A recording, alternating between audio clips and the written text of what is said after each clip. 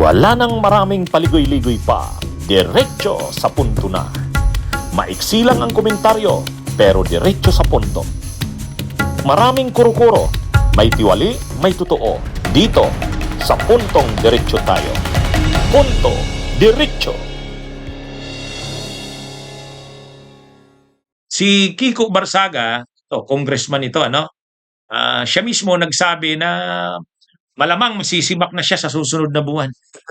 Siya, galing mismo yan sa kanya, galing mismo yan sa kanya na malamang masisibak na siya sa susunod na buwan.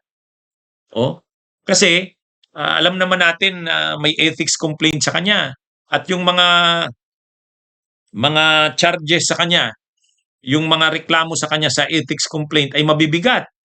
Una, pambabastos sa kamera mismo. Ay di ba, parang hindi niya na ginagalang yung unethical na yung mga pinagagawa niya. Nagsesesyon yung camera, nagpipicture siya, nagla-live video, naka-live stream siya ng kung ano-anong komentaryo, At masasama ang mga pinagsasabi niya tungkol sa camera. Katapos yung mga niya, nag-i-incite to sedition, inciting to rebellion, yung papasukin ng Forbes Park. Ang grabe yung mga panghindi na pang-congressman yung mga ginagawa nito ni Barsaga. Tapos nananawagan na i-dissolve yung Coast Guard, i-abolish. Tapos nananawagan ng paghihiwalay ng Mindanao. Yun, yun? Secession yun. Parang congressman ka ng Republika ng Pilipinas tapos nanawagan ka ng gano'n. Medyo grabe na yung kanyang mga kaso. Kaya hindi na simple yung mga yon. Actually, lalabas noon hindi na lang yun suspension. Pwede na talagang mga grounds na yon para sa expulsion. Ibig sabihin i-expel na siya, tatanggalin na siya sa parang katulad kay Arnie Tevez, tinanggal una muna maghihiring yan ang House Ethics Committee. Pagka-hearing ng House Ethics Committee, magre-recommend yan sa plenary kung anong gagawin sa kanya, isususpend ba o tatanggalin na, sisibakin na. Yung mga pinagagawa niya na yan, mga grounds naman talaga na yon na pwede na siyang sibakin Mga grounds na yon na pwede na siyang sibakin. Alam din ni Kiko Barsaga yan. Kaya nga mismo siya nang nagsasabi na sa tingin niya, tatanggalin na siya. Ito namang si Kiko Barsaga nagpapakabayani. Kahit na ano daw mangyari sa kanya, handa na daw siya. Para daw siyang si Jose Rizal. Ang layo naman. Ang layo naman. Karespe-respeto, kagalang-galang naman yung ginawa nila Jose Rizal. Itong sa kanya, wala talaga namang unethical na, hindi na tama sa isang congressman ang mga pinagagawa. Saka weirdo yung mga panawagan niya. Weirdo. Imaginein mo, mga nanawagan ka ng paghihiwalay ng Mindanao. Pumupunta pa siya doon sa Mindanao, talagang may mga meeting siya doon. So ibig sabihin, seryoso siya.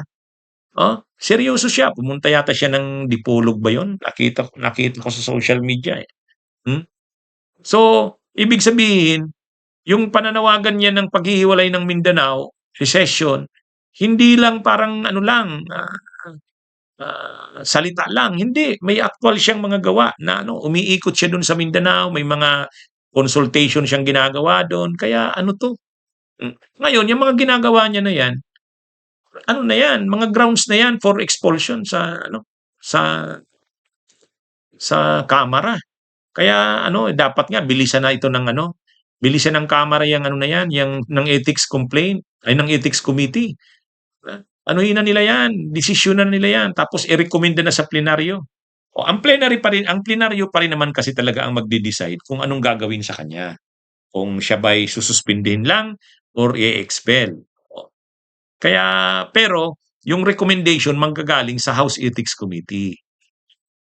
Ngayon, dapat bilisan na ng Ethics Committee yan. Pinaglalaruan na ni Barsaga ang Kamara Nababastos na ang Kamara. Parang ginagawa niyang katatawanan ng Kamara na parang hinahamon niya. Wala namang kayong nagagawa sa akin. Ano lang kayo? Panay sabi lang kayo na ganito ganyan. Dapat ipakita na ng Kamara yung pangil nila na hindi pwede yung ganon. Hindi pwede yung ganon, yung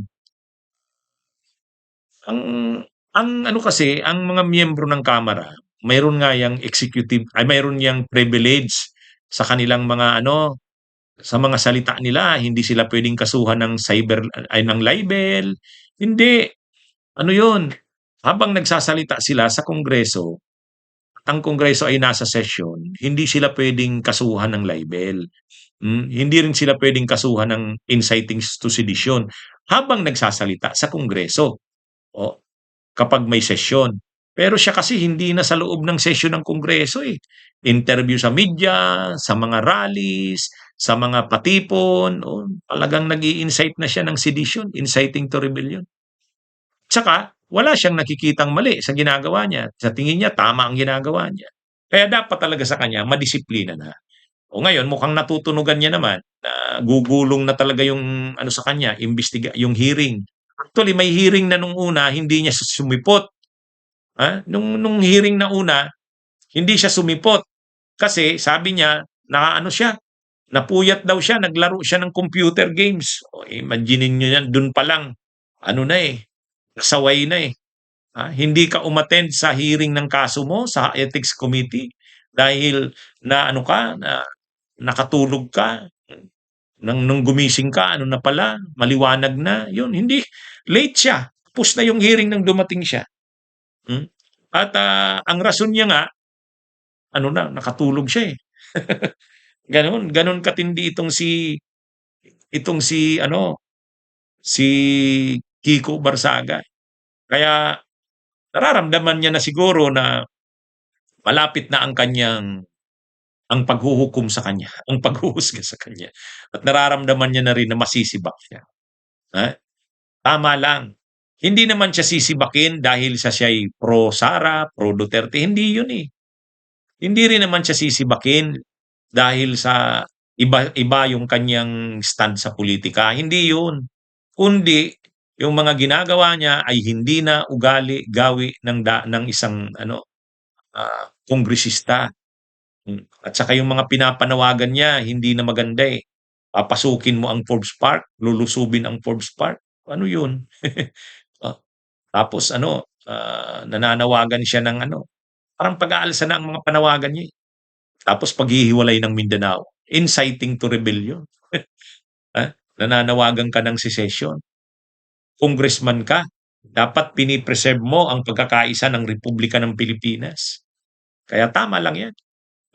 Tama lang yan na hindi nga lang dapat isuspend yan. Dapat sibakin na yan si Kiko Barsaga sa Kamara. Magandang araw mga kabunyog, mga kababayan. Mabuhay po tayo. Bunyog, bunyog, halikan na kasama ka. Bunyog, kapag buklod ay may pag-asa. Luzon, Visayas, Mindanao, isa ang pananaw. Sa bagong Pilipinas ang bunyog isisigaw. Bunyog.